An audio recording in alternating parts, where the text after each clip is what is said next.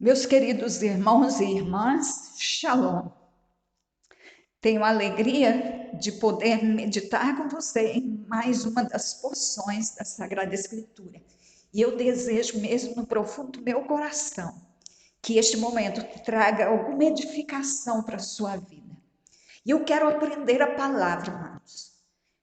Eu quero saber muita coisa para poder estudar com você. Eu quero dar a minha pequena contribuição para o crescimento de algumas pessoas. E hoje eu quero tratar de um assunto que eu estou sempre falando nele e eu vou continuar falando. Principalmente nos últimos anos, nós, e quando eu falo nós, eu estou falando de mim também, nós ensinamos e nós aprendemos que para conseguir as bênçãos de Deus, nós precisamos basicamente de ter fé, orar, né, pedindo lá, insistindo, como a viúva lá insistiu com o juiz iníquo, e entregar dízimo e oferta.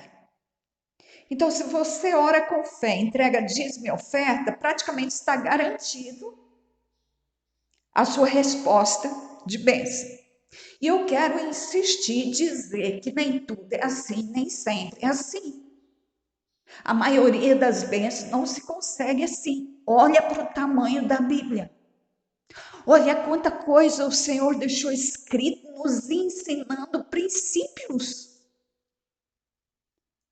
Então, a maior parte das bênçãos, das questões que eu preciso, elas são resultado de obediência a princípio. Eu aplico os princípios e a coisa acontece. Os princípios, eles garantem. Os princípios sustentam, eles foram escritos com o fim de sustentar a terra. Então, eu andando por eles, eu os praticando, eu estarei garantindo o resultado. E eu quero insistir nisso, porque eu quero que nós aprendamos isso. E eu vou te dar um exemplo de um princípio que tinha entre os antigos, principalmente, que não deveria ter morrido, mas ficou para lá. E que garantia a eles os resultados. Então, o primeiro texto está em Êxodo 17, o verso 9, 10 e 11. Êxodo 17, versos 9, 10 e 11. Pelo que disse Moisés a Josué: escolhe-nos homens e sai e peleja contra Amaleque. Amanhã eu estarei sobre o cume do outeiro e a vara do Eterno estará na minha mão. E fez Josué como Moisés lhe dissera, pelejando contra Amaleque.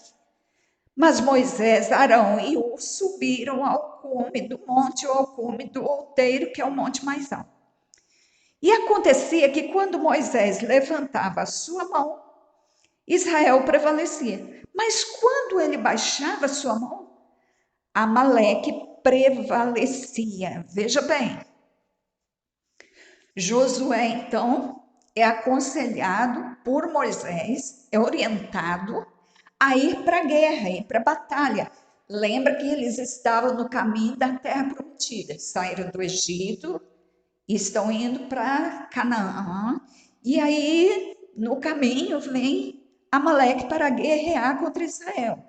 Então, o líder vai e fala: Josué, vai para a batalha. Eu não vou com você. Eu vou para o monte mais alto, eu vou ficar naquele monte ali, junto com Ur, com Arão. E você peleja. E aí a gente viu aqui que quando que Moisés ele ficou com as mãos erguidas. Então, o líder, aquele que tinha autoridade, enquanto Israel pelejava lá, e espada para lá, espada para cá, e combatia, o líder estava com as mãos erguidas para os céus. Aí, quando ele cansava as mãos, quando doía, ele baixava. Aí Israel perdia. Amaleque era fortalecido. Mas quando as mãos dele ficavam erguidas, Israel prevalecia. Agora, por que isso acontecia? Qual o segredo disso? O que Moisés tinha na mão? A vara do Eterno. Moisés, Arão, Abraão, Isaac, Jacó, Noé, José, todos eles andavam com um bordão ou com um cajado na mão. Todos. Todos, todos, todos. Mas isso é para cuidar de ovelha. Ovelha? Quem disse? Moisés aqui estava cuidando de alguma ovelha? Então, por que ele prevalecia? Por que Israel prevalecia? Porque as mãos do líder estavam erguidas ao céu, mas na mão dele estava a vara, o bordão. Vamos para outro exemplo. Primeiro livro de Samuel, capítulo 17. O texto fala de quando Israel foi guerrear contra os filisteus, estava sendo provocado pelos filisteus, que tinha lá o gigante chamado Golias.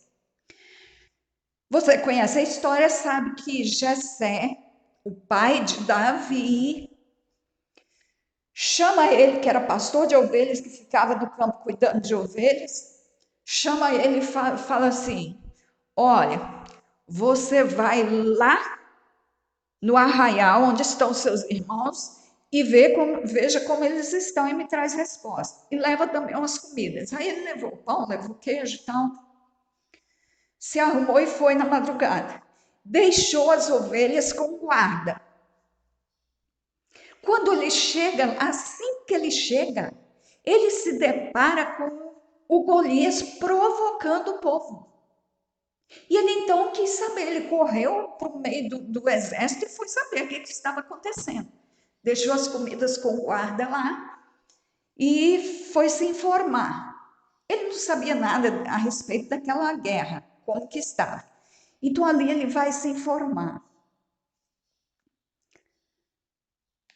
E aí falam para ele o que está acontecendo. Já por 40 dias aquele filisteu gigante vinha e ousava pedir que alguém fosse lutar com ele. E aí você sabe o tamanho do gigante, a força do gigante, o equipamento de guerra do gigante. E o povo por 40 dias não se arriscou, ninguém, nenhum homem se arriscou a ir lutar com Golias. Então Davi, se informando da situação, se dispõe a lutar. E aí ele vai ao rei, a Saul, e falar com ele sobre sua disposição, e fala: não se preocupa com ele não, pode deixar que eu vou. Não, mas você é muito pequeno, você não é treinado. Não, eu já matei urso, já matei leão que veio para comer as ovelhas, tirei a ovelha de dentro da boca dele, matei o bicho. Eu estou treinado. Aí Saul dá a roupa para o Davi vestir, né? Aquela armadura do rei para guerrear. O Davi veste aquilo, mas fica muito grande, aí ele tira, porque ele não ia conseguir se mover com aquela roupa. Verso 40 do capítulo 17 do primeiro livro de Samuel. Davi então tirou a roupa, deixou aquela roupa do Saul para lá, e o que ele fez? Verso 40. Tomou o seu cajado na mão e escolheu para si 5 pedras do ribeiro e pô-las no alforje de pastor que trazia saber no surrão, e lançou mão da sua funda e foi chegando ao filisteu. E aí, verso 43, disse, pois, o filisteu a Davi: sou eu algum cão para tu vires a mim com paus? E o filisteu amaldiçoou Davi pelos seus deuses. E aí você já sabe como termina isso. Você sabe que o Davi lançou a pedra e a pedra foi direto na cabeça do filisteu, derrubou ele. E depois ele vem com a espada do próprio filisteu e corta a cabeça do filisteu. Uma luta rápida. O grande gigante, eu sempre falo isso, o grande gigante da vida de Davi não foi Golias, foi Saul, que tinha a unção do Eterno, e Davi teve que aguentar Saul por muitos anos de perseguição. Tá, mas o que eu quero te falar aqui? Que o Davizinho, aquele jovem corajoso, ele deixou as ovelhas lá com o guarda, mas o cajado ele levou. Quando Davi vai lutar com Golias, ele não carregou a armadura do rei, mas o cajado ele não abriu mão. Tanto é que no verso 43, o próprio filisteu, o próprio Golias, nos dá uma informação preciosa. Ele fala assim: sou eu algum cão para que tu venhas a mim com pau? Ele não sabia o valor daquela vara que Davi levava. Ele não sabia. Então, olha só, o que fez Davi vencer não foram as pedrinhas, não foi a funda. O que fez o segredo da vitória de Moisés, o segredo da vitória de Davi foi o bordão, foi o cajado. No caso do Davi era um cajado também, né? Porque ele era pastor. E você está vendo que as ovelhas ficaram lá, mas ele levou o cajado porque ele sabia o significado do cajado. O cajado servia sim para espantar um animal, servia para puxar uma ovelha, mas o grande sentido do cajado ou do bordão era autoridade e poder. Mas um pedaço de pau, sim, porque era um símbolo. Quando alguém estava com aquilo ali na mão, o anjo via, e o anjo é que lutava, que guerreava. O anjo é que direcionou a pedrinha do Davi para acertar a cabeça do Golias, do gigante. Aí Davi ia ficar só orando: Senhor, me dá esse gigante na minha mão, me dá. Ele tem que cumprir princípios, ele tinha que carregar com ele o símbolo de autoridade, para que o anjo visse e fizesse o que tinha que ser feito. Da mesma forma, Moisés. Então, meu amado, meu querido, aquilo que o Eterno nos manda fazer, a gente precisa fazer. Vai funcionar.